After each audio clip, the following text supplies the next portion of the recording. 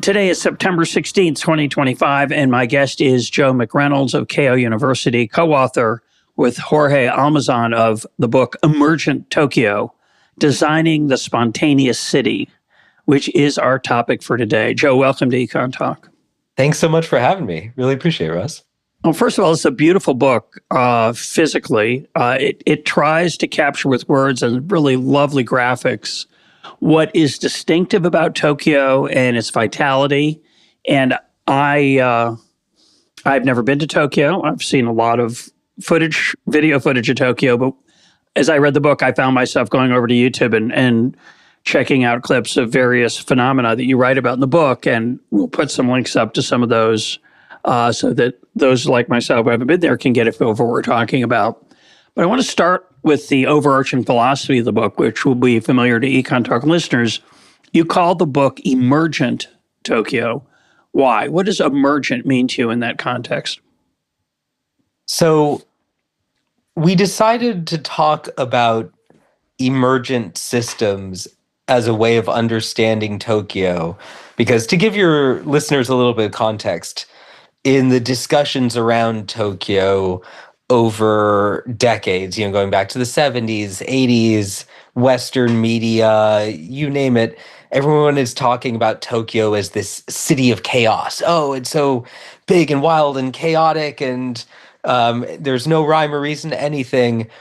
And when we looked at the city as researchers living there, trying to understand the city, because that was kind of what motivated us. Like, there's this city that's arguably the largest and best run and most livable city in the world. And there's very little writing about it in English other than this kind of Orientalist stuff about, oh, it's wild, exotic chaos, and who can understand, it's the Japanese, so mysterious, blah, blah, blah. And so as we're trying to bring some understanding and systemic thinking to the topic, we come to emergent systems theory, and we talk in the book about, flocks of birds and things like that, the classic examples of emergent order in nature. And what we really see in Tokyo is emergent order springing up relatively unintentionally through individual citizens making micro-level choices about their own lives and environments in these relatively free-form spaces. And the irony that we talk about in the book, and we from various angles, is that the parts of Tokyo that have been top-down designed by the central government of Tokyo, the Tokyo metropolitan government, are generally the least Tokyo-esque. They're the places that feel like they could be in Cleveland, they could be in Milwaukee, they could be anywhere. And this kind of everywhere and nowhere feeling, it's the places that have been designed through the accumulated micro choices of their residents that feel like the Tokyo we know and love, the Tokyo that's celebrated the world over, that now has become, the number one tourist destination in the world. That Tokyo does not have a solitary master planner, does not have a solitary author. And of course, much of the city, I don't know what proportion, you maybe can tell me, was destroyed in 1945 and World War II. And it would have been a natural situation for some top-down czar to impose a new, better. I mean, before it was all chaotic or whatever it was, but it could have been designed top-down. And certainly some things came from the top.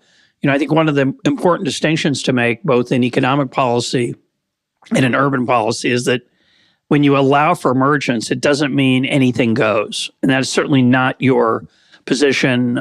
You're not in favor of zero regulation or zero infrastructure, let everything be emerge from bottom up, but you want to put limits on what comes top down. So if you can, give us a feel over the last 80 years in Tokyo, what's been important that has been top down, not the part you just mentioned, the sterile, could be in any city, types of developments, but some of the things that were done, which ended up allowing the emergent distinctiveness of the city to come about.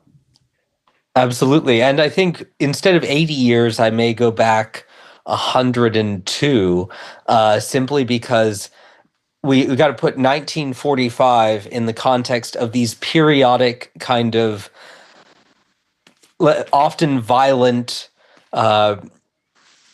renovations of the city from either events, whether it was the firebombing of World War II, or the Great Kanto earthquake of 1923, the Olympics in 1964. Then you have the bubble economy of the 80s, the what they call the Lehman shock, the global financial crisis 2008, and then COVID.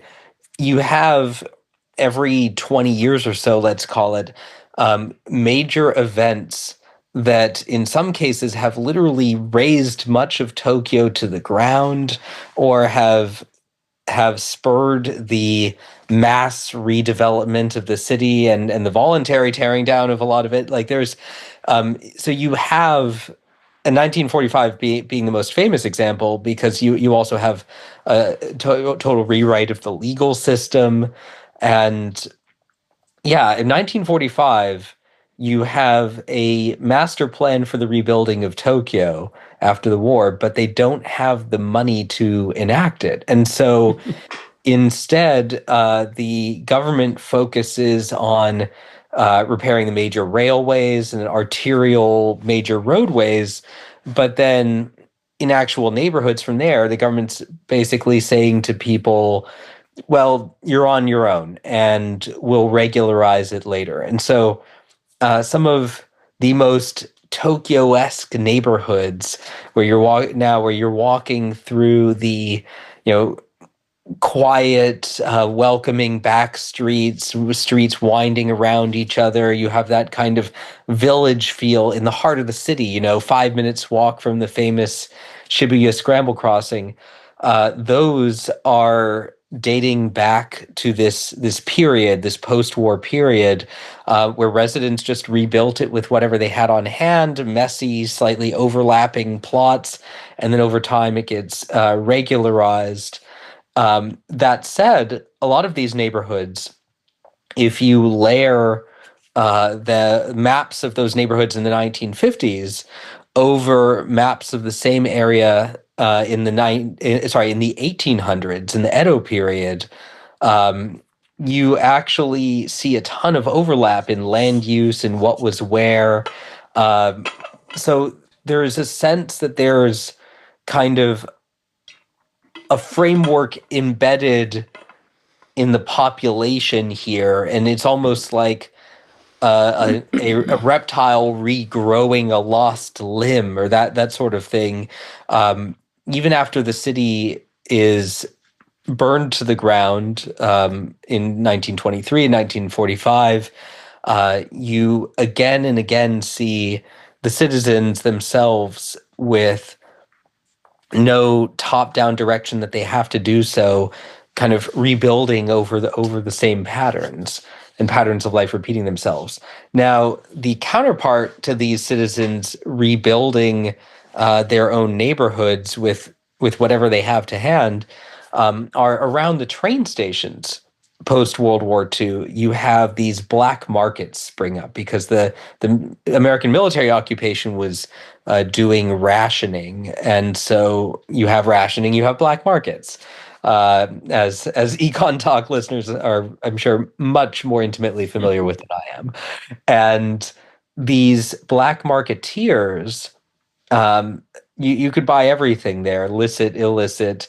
It was a informal economy, and a massive informal economy.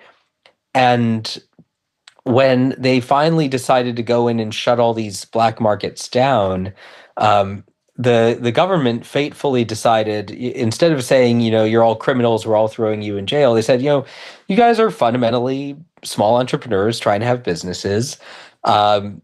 We think you had the right idea. We just want you to do it in a legal way. So the government built all these tiny little stalls for the black marketeers to inhabit. And in general, they were handed out by lottery and gave them property rights to these stalls. And those lotteried out stalls became the basis for most of what we now know as the yokocho alleyways, which I think we'll be talking about in this podcast, and the famous drinking and carousing alleyways of Tokyo, like Golden Guy, that some of your listeners may have heard of, the micro bar district with 270 micro bars in a single city block. That is a yokocho alleyway. So a lot of the features of modern Tokyo are really born of this black market period post World War II and the decisions that were made there. So let's turn to the yokocho because it's so interesting. There's so many aspects of it. These are basically, as you say, small alleyways, small alleyways with tiny, tiny establishments where an establishment might have a bar or restaurant, might have 5 seats, might have 10, it might have a little second floor, right, where people can sit. And what's interesting about them is they specialize in unique decor. The owners personalize and customize these small spaces with their own visual imagination, their own taste, their own sense of aesthetic. And I assume that's also true of the food. There's a unique set of food choices in all these places. To the extent that, let me get the numbers right, Tokyo has 5 times the number of restaurants as New York City per capita. Depending on how you count it, it's over 10 times actually. I assume some of these places don't get counted because they're quote so small. Or it's just a massive scale. So there's as a tourist or a resident, there's an incredible romance about exploring. There's a serendipity to this. There's a distinctiveness. At times you might be in the mood for one kind of setting, one kind of decor, one kind of music. But this, on one level, so I understand the appeal of this, and you see it in any video you watch. It's like, this place is so cool. At the same time, it must be really hard to make much of a living when you can only have 10 customers at a time, and it's extremely competitive, right? There's a lot of them. So what struck me a lot about in reading your book about the retail environment of Tokyo and these Tokyo-esque places is how small they are, how competitive they are, how each one has its own stamp, and how appealing that is as a customer. But it must be kind of hard as an entrepreneur and owner because it's small. No, there's no agglomeration. Nobody says, I'm going to buy the next 3 over and I'll have 40 chairs in my restaurant, right? They all have this very small, distinctive flavor. Am I getting it right? Yeah, that's definitely major trend in Tokyo, and I'm so glad that you brought this up because this to me is the most fascinating thing. I read these authors that write about the smallness of Tokyo bars, and they're focused on Japanese notions of place and aesthetics and interior and exterior. And I'm like, no, tell me about the microeconomics. Like, how do you make a living as a small bar restaurateur work in Tokyo? And the economy, the microeconomics of it is just so different in ways that really come down to public policy. And I think about this a lot because I was in the most mediocre micro bar in Tokyo. Not mediocre in a bad way, not mediocre in a good way, just there's nothing remarkable about it. It was just no unique decor, just everything standard, like 6 seats, guy gives you a beer. And some tourist had written on a wall in there, "This is better than all the bars of San Francisco." And I love that because I think what that tourist was responding to so viscerally, emotionally, was that micro-human scale. And we have that missing in our urban environments because the microeconomics do not support it. And we could run our cities differently. With some smart public policy tweaks, we could have Tokyo-style micro businesses all over American cities. It's a very solvable problem. We can bring that kind of intimacy and warmth and personality and individuality back to American urban small business. To answer your question of how they do it, bottom line up front, I have a friend. She used to work in New York finance, Japanese American, moved to Tokyo and decided she was going to quit finance and open a small bar. And she's going to bartend at it. So she's got a small bar. Her all-in cost to open the bar was, I believe, about $1,500, $1,600 US. That's everything from permitting to getting the decor the way she wanted it. You know, she did some DIY, and then of course liquor supplies. But fundamentally, opening a bar, and it's kind of a nice 6-7 seat bar in a nice part of town, $1,600 US. That is unbelievable to, you know, anyone who has any knowledge of American bar and restaurant industry. And that comes down to things like liquor licenses are $50 in filling out a form, and they're not the ordeal that they are in the United States. Health and safety inspections are once every 5 to 7 years. Sales tax. If you're running a mom and pop small business and you're not making a gajillion dollars, to use the technical term, you can keep the sales tax you collect up until a certain number. Minimum lot sizes, minimum unit sizes. There are not minimum lot sizes and minimum unit sizes in the same way. And so you have all of these flexible micro spaces. I did a working paper for the Mercatus Center, George Mason, on use of flexible micro spaces in Tokyo, and I think those are really key. You have a personal income tax policy where if you're the proprietor of a mom and pop small business, you're paying basically no income tax. You have great universal health care. You have affordable education if you have kids. You have everything really set up to allow you to be a sole proprietor. And then crucially, you have the zoning and the landlords aligned in the sense that zoning in Tokyo, and this is so important, one of the biggest things we could change in our cities. Zoning in Tokyo is hierarchical or inclusive. There's not quite one set term for it in English, but basically zoning in Tokyo in Japan is pretty simple. It's divided into like about a dozen layers of nuance, of nuisance, I should say.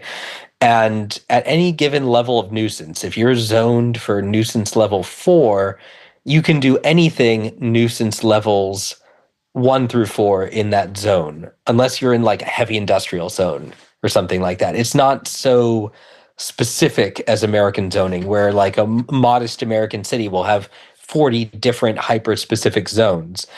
And so that means that if you want to open a small bar, you can open it nearly anywhere. Small bars and restaurants and boutiques are allowed in nearly every single unit in the city. That's the other thing. The most residential zoning in Japan is actually mixed use. The one that's exclusively residential, quote unquote, they say, well, obviously, exclusively residential includes the right to turn the ground floor of your row house into a small eatery or coffee shop or bookstore or even a little bar or boutique. So these kinds of zoning changes just completely change the fabric, the character of the city. And it also means you get a lot of landlords who are not big corporate landlords who are, looking at you as a line item on a spreadsheet. You get a lot of individual mom and pop landlords. For example, you have a row house with an elderly guy living up above, and he just likes some nice young people doing nice things in the neighborhood. So he lets some nice young people open a bookstore down below his living quarters. And that old model we used to have, in American main streets of shopkeepers living up above their shops is still incredibly common in Tokyo. Less common than it used to be, but still you see it everywhere. And that completely changes the character of a city. And he doesn't care, is the bookshop making as much as a Starbucks? And the young, bookshop proprietor, like a lot of us, we have our, in another life, I would have opened a coffee shop. I would have done this. He's living his dream, and he's got good health care. He's got great, cheap food everywhere around him in Tokyo. He's got cheap rent. Rents are amazingly low in Tokyo. They build tons of housing. We'll come back. We'll come back and talk about that in a little bit. Okay, yeah. But I want to ask you. I want to ask you about the lifestyle aspect of this, especially for your friend. Yeah. It's hard to imagine a bigger contrast between a New York finance day-to-day, hour-to-hour life versus running a bar or restaurant that serves 5 to 10 people at a time. And, in some of these places, I assume it's often similar people, the same people coming every night or every couple nights with some variety. And I assume there's a social aspect to mingling with the customers that isn't going to be present in Starbucks. Not that you might not know your server at Starbucks, but in general, it's a much faster paced environment. So I assume for your friend, part of the pleasure that she would get from running a small bar restaurant would be the nightly interactions with customers and having a social circle, which is not constant, but has some constancy and some variety. And is that important? Is that, because in America, I think a lot of people would want to have, as I suggested earlier, a bigger place, a bigger footprint, a higher volume, higher profit. But maybe in Tokyo, they're content. Many of these creative people who create these bars and restaurants are content with a slightly lower standard of living, but a richer set of interactions with their customers. Is that accurate? That's absolutely accurate. And I do want to caveat that by saying there's a bifurcation, right? There's the folks who work 9 to 5s that are crushing their soul, and it's really 9 to 8s, and they are heading out to a modern apartment in a mega high rise out in the suburbs, and they are living a very different life. But the interesting thing is, year by year, generation by generation, the percentage of Tokyo urbanites that fit that salaryman classic model that we all have the stereotype of in our heads, the percentage that fits that keeps shrinking, that lives like that. And the percentage that lives a life that's more creative and more focused on passion and pursuing one's interest and one's community over profit keeps growing. So there's a sense in which both sides are coexisting in Tokyo. And in a lot of these neighborhoods, we talk in the book about pocket neighborhoods in Tokyo, where you have kind of an intimate, dense, low-rise neighborhood ringed on the outside by more modern high-rise offices. Those neighborhoods, you kind of have a symbiotic relationship between the two. In the interior, you have more of these little mom and pops and intimate community, And on the exterior ring, you have offices populated by office workers commuting in every day from the suburbs by train, and who can provide regular foot traffic and customers for these mom and pop eateries and bars after work and things like that. So there's definitely a lot of ways that Tokyo facilitates that more kind of purpose-driven life, if we can use an Americanism. And but that's definitely not everybody, but it's a growing share of life in Tokyo because frankly public policy supports it and it's a great way to live. There's a phrase in Japanese, datsusara. Datsusara literally means escaped salaryman, someone who got off Get off the the treadmill. rat race to live their dream, and the datsusara are a growing phenomenon. I want to go make one more look at another aspect of the microeconomics of this world. I'm fascinated by it. I live in Jerusalem, and the closest thing Jerusalem has to this, or Tel Aviv has to this kind of environment, is the shuk, the market. And here in Jerusalem, it's Machne Yehuda. Somebody had the idea. I don't know how it came about, but somebody had the idea that instead of just selling spices and produce and bread during the day, that the shuk could be used at night for entertainment. So there are all these bars that have 5 chairs and 10 chairs, and they're all blasting their own style of music. It's a bit cacophonous, but it's fun, and it's so alive. I tell people when they come to Jerusalem, just go to the shuk on a Thursday night. It's pretty nice on a Tuesday night, but on a Thursday night, which is like the equivalent of when the weekend starts here, there's an immense amount of vitality. And part of it's just exactly what we're talking about. Each place has a distinctive flavor of what they serve. There's a distinctive flavor of the owner or the person who's behind the bar. But in Jerusalem, it's only this one little area. There are lots of coffee shops around the city that have some of the flavor of what we're talking about. And as I've remarked here before, it doesn't matter. Whenever a coffee shop opens in Jerusalem, it's always packed within 3 days. Something's going on there. But when I think about this model in Tokyo, where there's hundreds of, in the shuk, it's a few dozen restaurants or a few dozen, maybe 20 bars, 10 bars, 15 bars.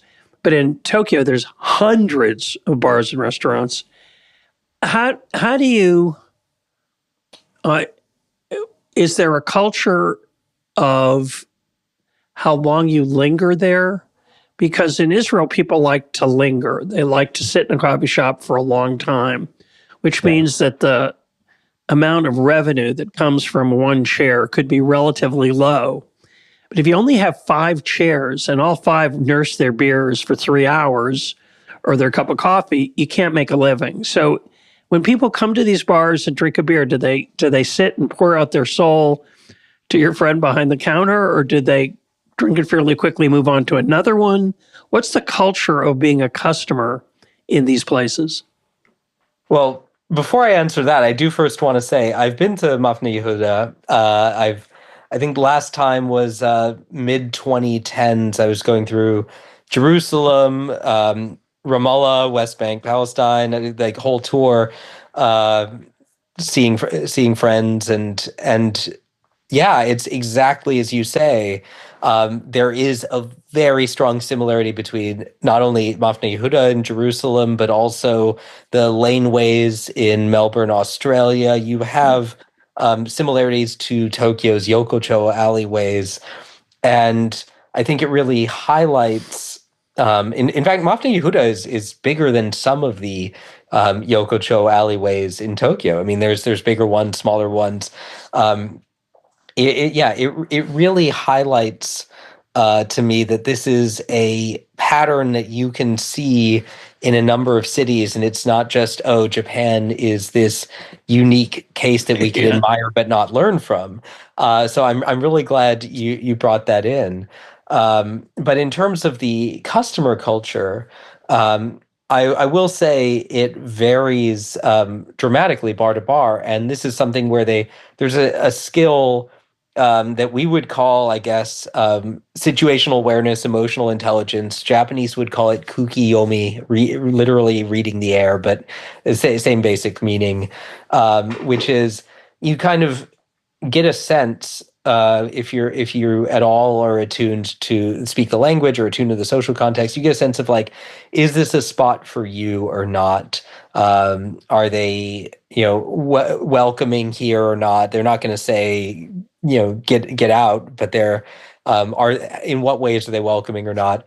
And so there is a culture of regulars, especially there are a lot of places that to keep out foreigners who don't understand, they say members only, but it's not actually formal membership. It's more like an introduction system. The idea being you can come if someone else brings you who's already kind of a regular here or has been before. And then once you've been once with them, you can come on your own, and just kind of a general sense of acclimation into social spaces. And you see this in subculture too, like in nightlife, not just in bars.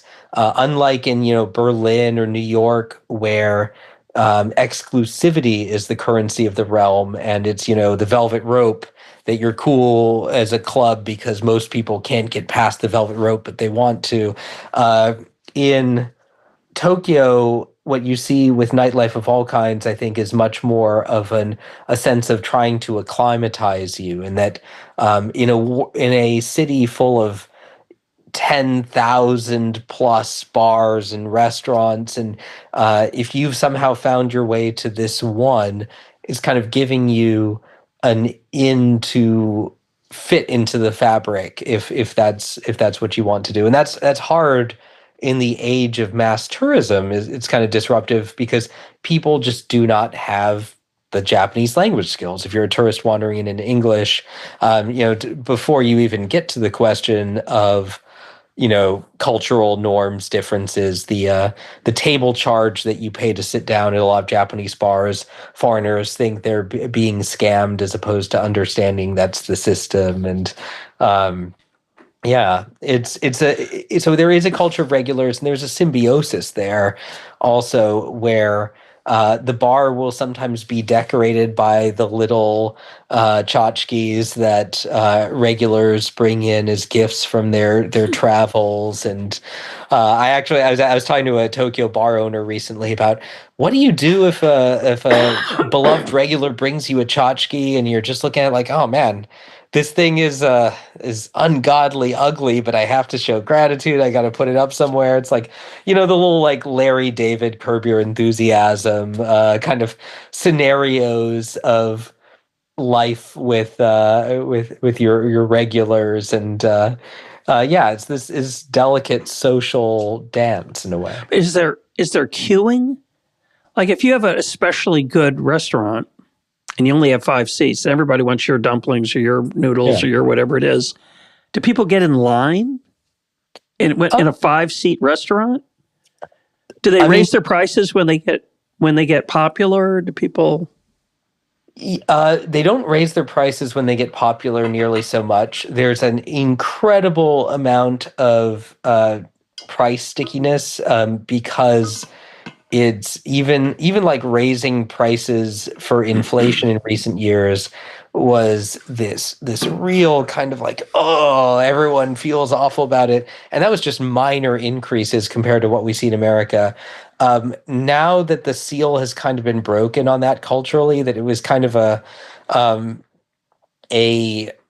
not a commercial taboo, but just kind of people really leaned against modifying prices for a long time, in part because Japan was a pretty low inflation environment, and so you could get away with it. But that's starting to change. But there is definitely a sense of, if you become really popular as a restaurant, for example, there may be a queue, or there may be a reservation system, or there are various ways to swing it, but definitely restaurants don't want to lose their regular clientele to ephemeral tourist traffic.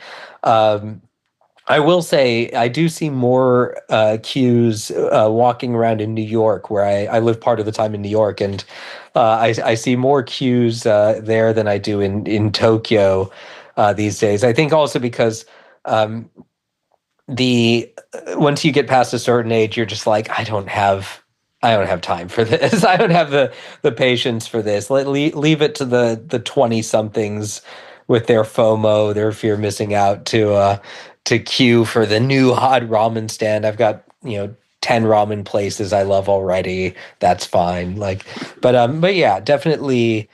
It is tricky, and some places will open sister shops.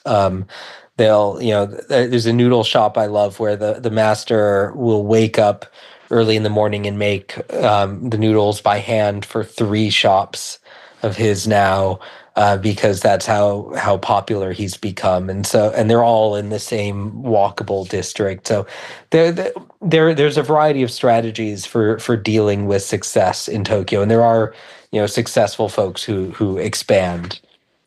Let's turn to this other example that I don't think quite has a parallel anywhere.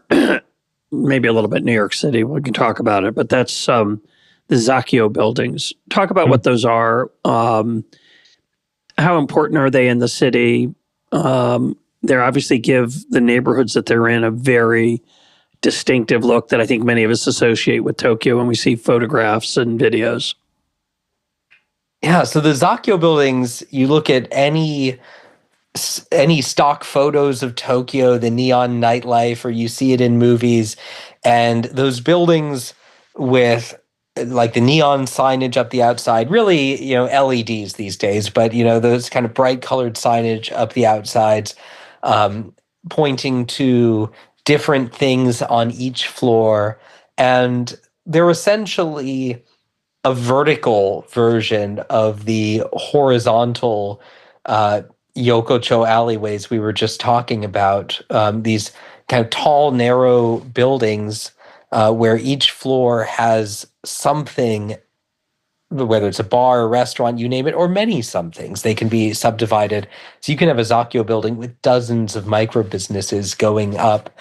And the reason that we don't have these in American cities is pretty multifaceted. Regulation, and also people aren't used to looking for retail up on the fifth floor of a building. In America, we're used to the idea that bars, restaurants, retail is the first, maybe second floor of a building. And then above that, it's just offices or apartments. It's things not open to the public. And our signage regulations both reflect and enforce that you can't easily put signage up the whole outside of a building saying this is on this floor, that's on that floor.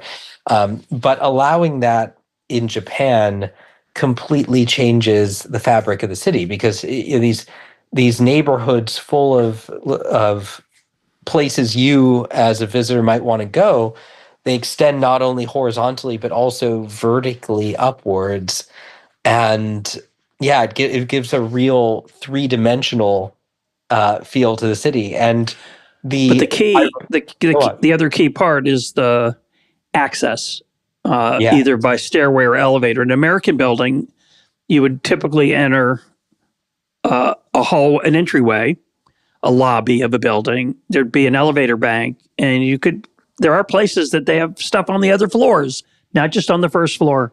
But in these buildings, my understanding is you can get straight into the second floor, third floor with it just by going up the stairs from the street. And that's very unusual, right? Oh yeah, the exterior stairwells are just fundamentally regulated very differently, and then usually it's a single elevator. So you have and that's why, until we started writing about zakkyo buildings, really in English or in Japanese, mostly the only writing about them from architecture, architects, urbanists, they were writing about the emergency or fire prevention elements of how do you make sure that they're safe. If you need to evacuate everyone, getting down from the sixth floor. And yeah, the whole debate of single stairwell versus double stairwell for buildings over a certain number of floors in the US has been, in Tokyo, very decisively resolved in favor of single stairwell. It can be an exterior stairwell that you can walk freely up or down.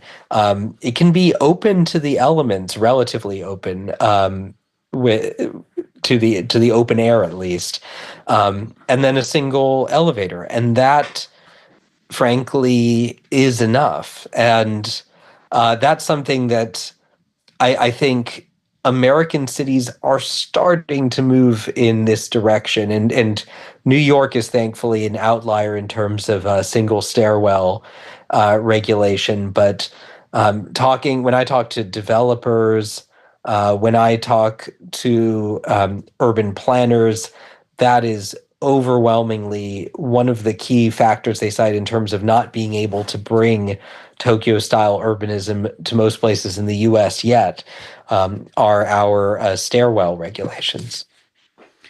Well, in New York, New York's the only city that I'm not in enough cities to really comment on this authoritatively, but certainly in New York, there is a little of this flavor. Yeah. One of my favorite restaurants in New York is called Tom Tov. It's a Bukhara and Uzbekistan kosher establishment in the Diamond District. It's on the second floor. It's got a sign on the street, though, that directs you up there if you look up. And in Tokyo, everybody looks up because the signs are all going up the side of the building. In New York, it's a little rare, but there's a lot more of it in New York. It's just not as dramatic and prevalent as it is in Tokyo. And if any of my listeners have been in Tom Tov and eaten there, you can send me an email. I'd love to hear from you.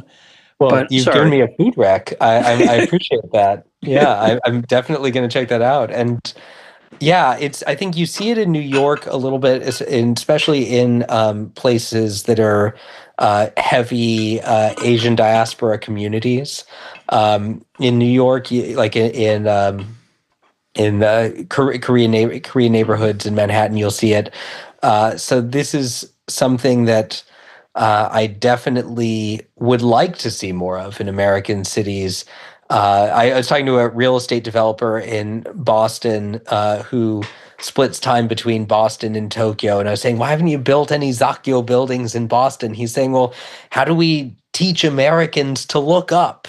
And that's a challenge, but I think over time, a surmountable one. I think if the regulations shift, the culture will shift.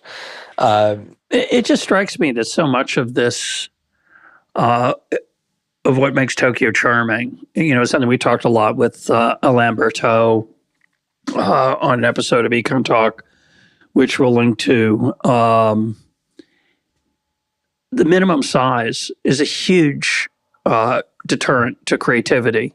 And Tokyo, and I'm sure there are many, many other cities that have avoided this, but many cities require a minimum size either for anti-competitive reasons to help sustain the businesses and protect the profits of the people who are already there, or who knows for what other reasons. But allowing tiny places to exist seems to me the single most important thing that I learned from your book, and that other cities would be wise to emulate.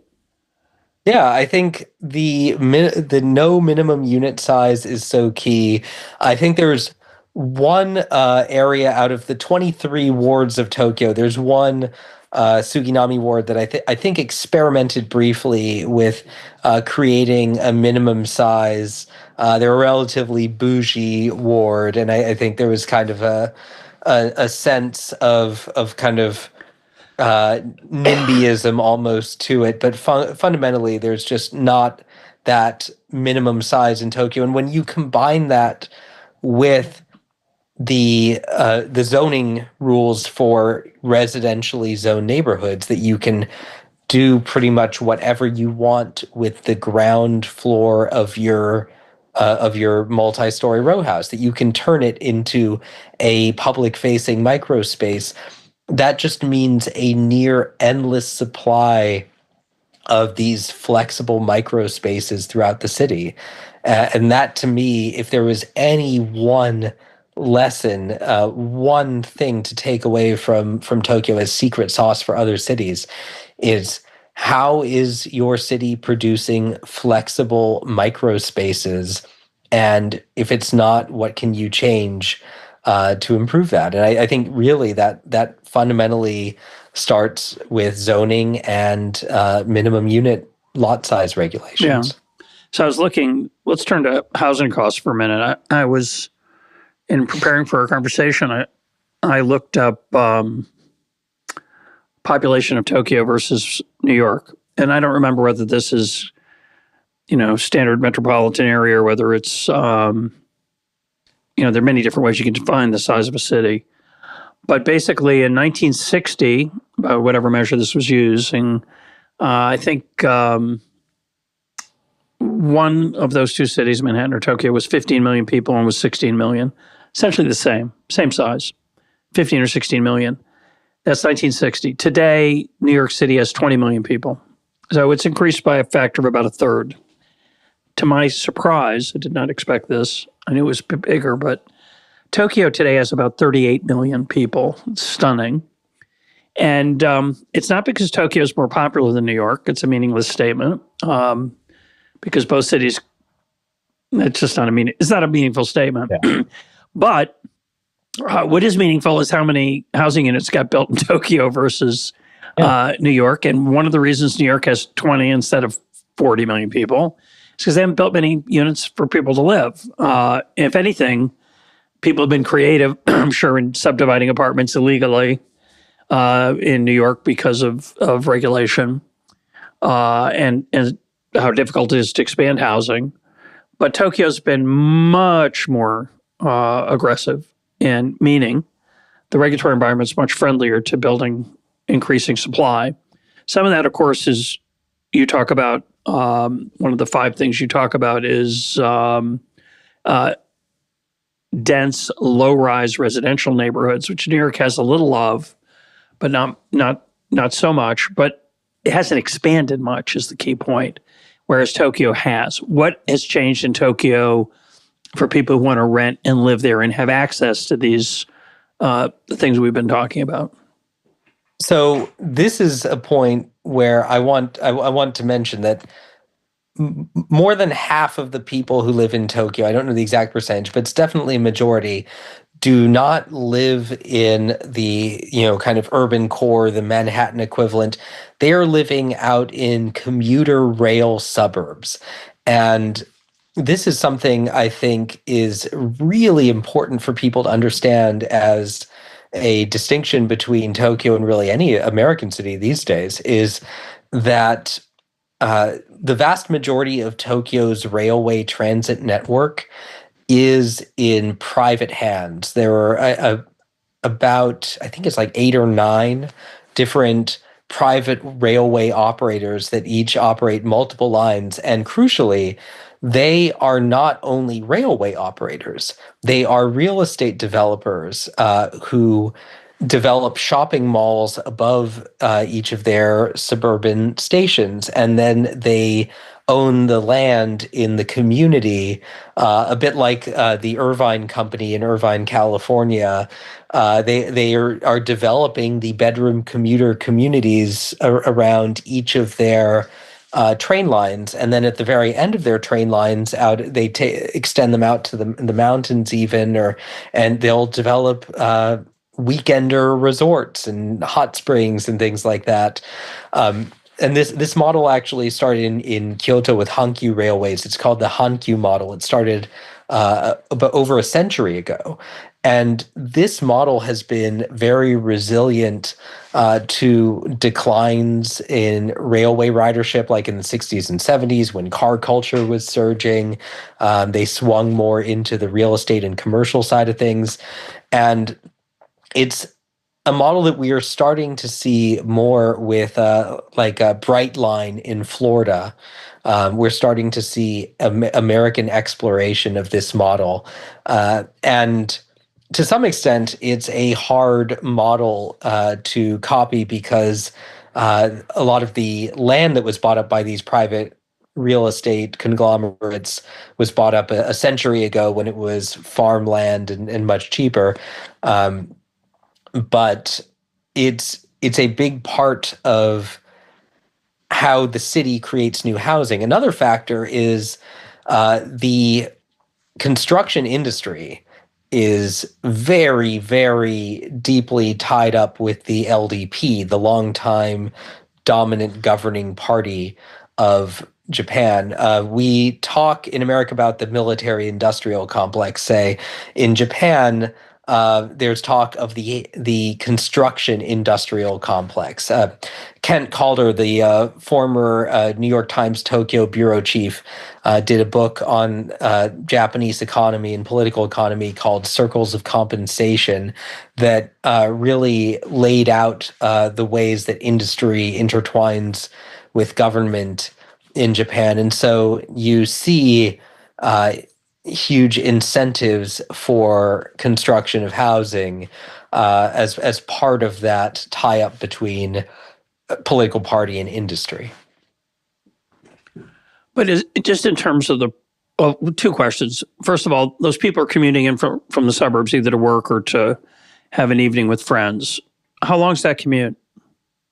That commute is usually about 30 to 45 minutes from basically anywhere because you have express commuter trains that skip most of the stations. So as I was looking at, for example, different places of where to rent an apartment in Tokyo, the further out I go, how far is it into the city center, the central Yamanote line loop? 30, 45 minutes.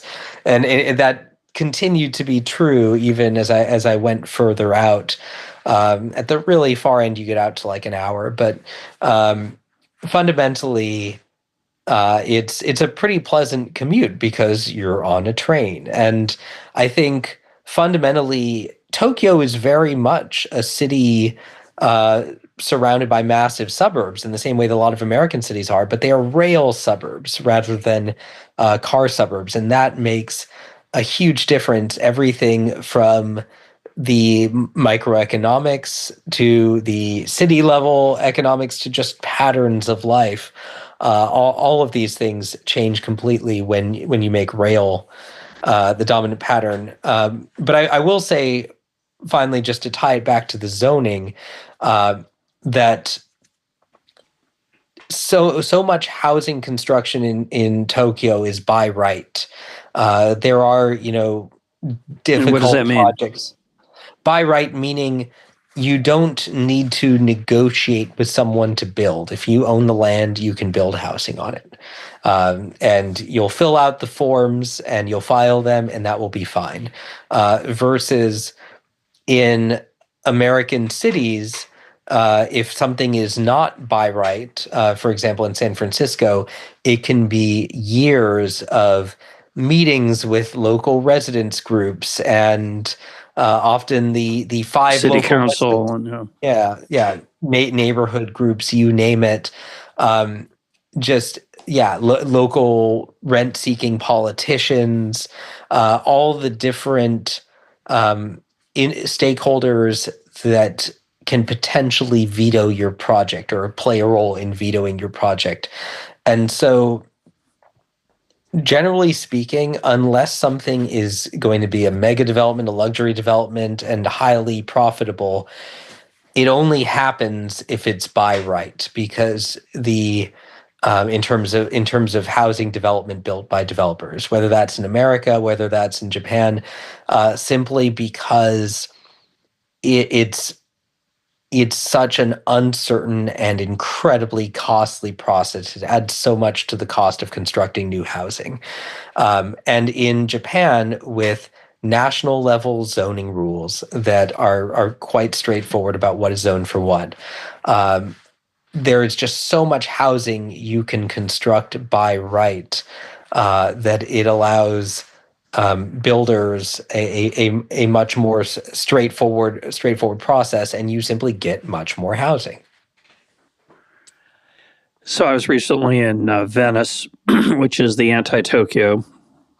In Venice, I don't think you can do anything. My wife just sent me an article. 2 people were arrested and expelled from Venice for swimming in the canal, but that's the least of it. The buildings are the same as they were 25 years ago, 50 years ago, often 100 years ago, often 500 years ago. It's amazing they're standing, and they look like it's touch and go. There's usually facades are crumbling in various places, and it's part of the charm of the city.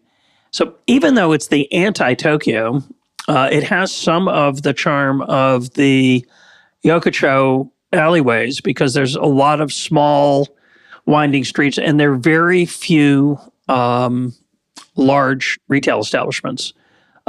Many of the stores are distressingly the same for tourists. They have the same masks, the same tchotchkes, the same mugs, the same scarves. I can't understand this, by the way, because I never see anyone buying anything in them, and yet they take up a non-trivial portion of the retail environment of Venice. But at the same time, about every fourth or fifth store is something totally unusual, an artist, a book binder, a coffee shop, whatever it is, and it's utterly charming and it's really fun. There's a serendipity about Venice despite its museum-like nature. And it strikes me that most of Italy is a museum. There are a few exceptions, but Rome is a museum. It's a fantastic place. Verona is a museum. They're all fantastic for tourists. And of course, residents are increasingly unhappy that, and understandably so, that their city and its charm is enjoyed by others. And of course, many of those residents live off of the tourism dollars of those people. So it's an inevitably unpleasant tension there. But I'm curious what your thoughts are on this. You talked about tourism in Tokyo has grown a lot and has caused certain changes in the culture of some of these places. What are your thoughts on this museum-like phenomenon in certain cities and how Tokyo's clearly avoided that more or less? Although I assume you also would like to preserve some of these things the way they are. And you've decried in your book that some of these things are shrinking.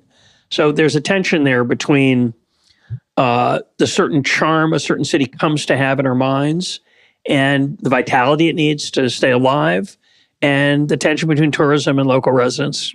We'll talk about that. Yeah, and I'm so glad that you brought Venice into this because Venice is been a fascinating contrast for Tokyo's urbanists, for Japanese urbanists, for centuries. And actually, Tokyo is as much a city of waterways as Venice in some respects, but they've built streets and especially freeways over the waterways over time. And so there's now actually a movement to kind of move some of the freeways underground, move some of the roads underground, and bring back Tokyo as a Venetian-style water city. So we'll see to what extent they succeed. But I think this fundamentally gets to the question of historic preservation, because a lot of people who talk about historic preservation in the States and are very focused on it, they say, oh, Tokyo is one of the worst cities in the world for historic preservation, almost no old buildings older than a century. And if you're talking about buildings, sure. But if you're talking about communities and rhythms of life, Tokyo is one of the best cities in the world for historic preservation. Like, when I think about, golden age gritty 1960s, 1970s New York, the stuff you see in the movies, that basically doesn't exist anymore in New York. CBGB's doesn't exist. All that classic New York exists as a tourist stop, if anything. But there's the actual communities aren't there anymore that made New York in the 60s and 70s this incredibly culturally generative place. Whereas if I want retro 1960s, 70s Tokyo, a lot of the neighborhoods are still there. The communities are still there, same rhythms of life. the buildings might change, but there's much less displacement of people. So that's one thing worth thinking about is, would you rather have the buildings or would you rather have the people? Venice, almost no Venetians live in the Venice that we as tourists see. I actually took a hike one day, not a literal hike, took a bus out to the suburbs of Venice where most Venetians actually live. And it's the most, anywhere and nowhere kind of gray, drab suburbs you would expect. And so there's that question of, is that trade-off worth it if nobody can actually live in it anymore? And I think with Venice, Well, it probably is. no, But it's. Let's be honest. It's, by the way, I think it's the most.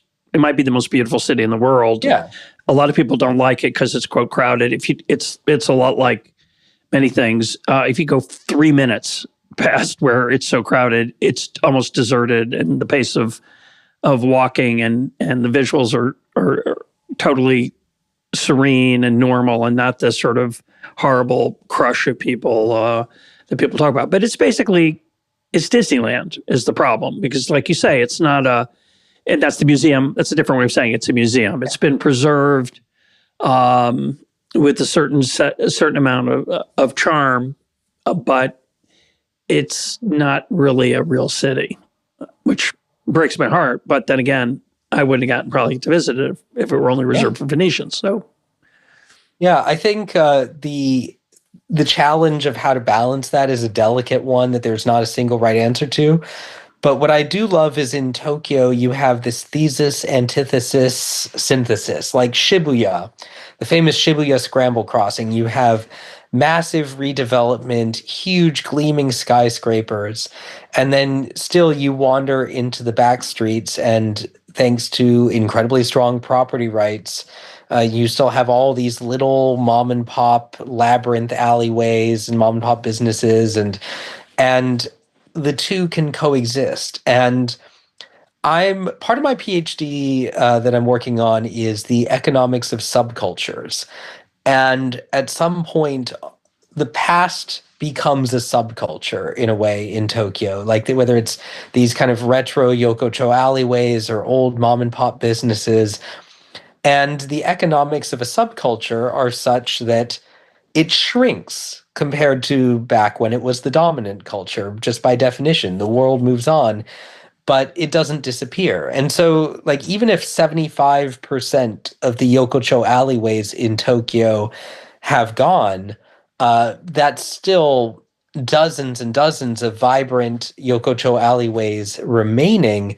And we can put focus and effort into maintaining and making the ones that the ones that are still there into resilient permanent fixtures.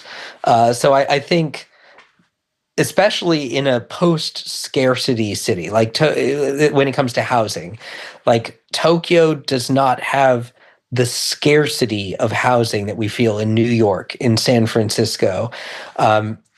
You can start to think from more of an abundance mindset of there is room for all of these things in their time, in their place, in their proportion, rather than thinking about, well, that yokocho alleyway could be 100 apartments and could be a place for people to live, and no, there's not enough places for anyone to live. And we can get out of zero-sum thinking if we can get beyond housing scarcity. And I think there are a lot of ways to do that without tearing down the last, golden oldies, lovely, charming old neighborhoods of Tokyo. yeah, let's just close on this question of, emergence. I think about having spent a lot of time in America most of my life and watched housing prices rise steadily there, to the, I think, enormous detriment of human flourishing. Just that it's hard to come to the big city and make Yeah. something of yourself is terrible. That is hard now. It shouldn't be hard. It should be easy. And I think we know something about why it's hard.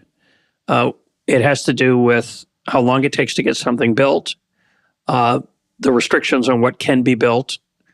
And there's really not more to it than that. Those two things kind of, you got some issues about parking and infrastructure. We had a wonderful episode with Donald Shoup, which I recommend listeners, where the demand that all new buildings have enough parking for cars is a terrible policy regime. Yeah. So you do need decent infrastructure, railways being one way to do that. But that's kind of it. There are a lot of little pieces, a lot of other moving parts, obviously. But if I could pick, the few things that would make American cities more livable and more magnets of opportunity for people who desperately need that opportunity, I would look for ways to reduce the cost of housing, and that would involve making it easier to build. And I think it's a tragedy in America. It's also a tragedy here in Israel. Tel Aviv and Jerusalem are both very expensive because it's very hard to build. It seems to me that's the single most important urban policy you could focus on if you wanted to make your city better. Agree or disagree? Yeah, fundamentally, I pitch two things as the big takeaways. Make it easy to build housing in your city, and make it easy for people to use their own living spaces to pursue their small local dreams, whether that's a little coffee shop, a little bookstore, a little boutique, letting people do things in their own neighborhoods with their own property. It sounds so quintessentially American when you say it in those terms, but we genuinely don't. And so giving people a place to live, and then when they live there, letting them do interesting, creative things with it that face the public, because we have just as much incredible creativity in America as in Japan or as in other countries, but it's priced out of our cities, or it's on the internet. And so, the creative American life increasingly lives on the internet versus in actual physical places in our cities that we go and visit, and find community and find belonging, find meaning. And so that's, if I can make a plea that's less dry policy and more at the emotional level, it's that we should structure American cities so that people with a wider range of dreams can find their place there, can find a decent way to live there, and that then they can share their dreams with us, the public, in a micro commercial way, because that changes the whole emotional color palette of the city. It changes when you walk through a neighborhood. Are there doors open to you, a stranger, or not? When I walk through a Tokyo neighborhood as a stranger, many doors are open to me. And I love that. And I wish we had that here. My guest today has been Joe McReynolds. His book is Emergent Tokyo. Joe, thanks for being part of EconTalk. Thanks so much, Russ. Appreciate it.